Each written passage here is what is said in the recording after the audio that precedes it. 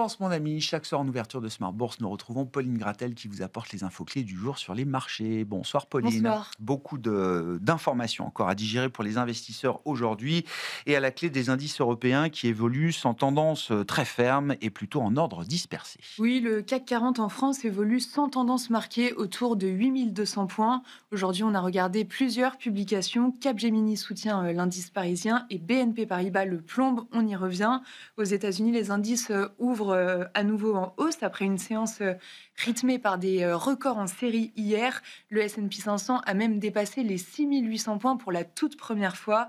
Les records se poursuivent d'ailleurs encore aujourd'hui pour le Dow Jones et le MSCI World, ou encore pour Microsoft et Apple, dont les capitalisations boursières dépassent à leur tour les 4000 milliards de dollars. Et rejoignant ainsi évidemment Nvidia, par exemple Microsoft qui annonce une consolidation, un approfondissement même de son partenariat avec OpenAI. Oui, la start-up annonce en effet avoir finalisé la restructuration de son organisation.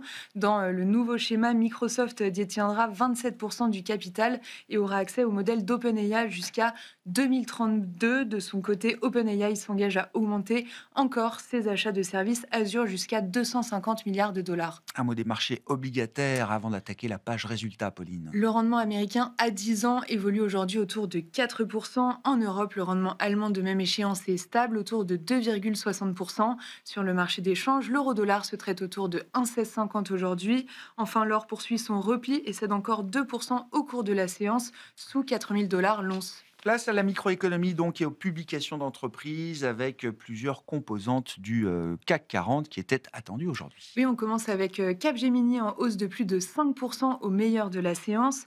Le chiffre d'affaires progresse de 3% à taux de change constant. La société relève son objectif de croissance. Aux antipodes, BNP Paribas est sanctionné. Le titre recule de 4%. Le résultat net est inférieur aux attentes. BNP déclare que les charges liées à l'intégration d'AXA IM ont pesé sur les résultats du troisième trimestre.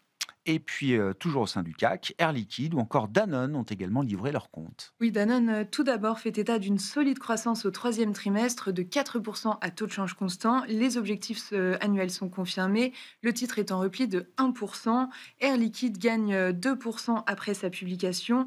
La copie rendue est conforme aux attentes avec un chiffre d'affaires en hausse de 2% en données comparables au troisième trimestre. Parmi les mouvements significatifs à la hausse à signaler aujourd'hui, ceux de Edenred qui voit son titre gagner 5% ou encore ceux de Pluxee dans le même secteur qui voit son cours de bourse progresser de 4% au cours de la séance. Oui, l'Assemblée nationale a rejeté la proposition de création d'une taxe patronale de 8% sur les titres restaurants et les chèques vacances. Elle était proposée dans le projet de budget de la sécurité sociale. Le vote doit toutefois être confirmé au Sénat. Aux États-Unis, UPS bondit après sa publication. Oui, le titre s'envole de 8% à l'ouverture des marchés, après avoir perdu tout de même 30% depuis le début de l'année.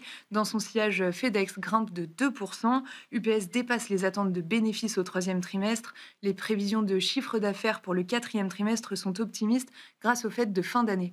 PayPal est également en forte hausse avec une progression de son cours de bourse de plus de 10% après ses trimestriels. Oui, c'est un sans faute pour PayPal. Le titre bondit donc, et c'est aussi et surtout grâce à l'annonce d'un accord avec OpenAI pour devenir le premier portefeuille de paiement intégré dans ChatGPT dès l'année prochaine. Concernant les résultats, ils sont supérieurs aux attentes.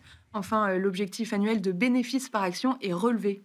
Quel sera le programme de demain à l'agenda pour les investisseurs, Pauline? Les investisseurs attendent demain les décisions monétaires de la Réserve fédérale américaine et de la Banque du Canada qui devraient toutes les deux abaisser leur taux directeur de 25 points de base. On attend aussi demain la première estimation de croissance du troisième trimestre en Espagne. Du côté des résultats, il faudra attendre la clôture de Wall Street demain soir pour prendre connaissance des comptes de trois magnifiques, Microsoft, Alphabet et Meta. Tendance, mon ami, chaque soir en ouverture de Smart Bourse, Pauline Gratel vous apporte les infos clés du jour sur les marchés.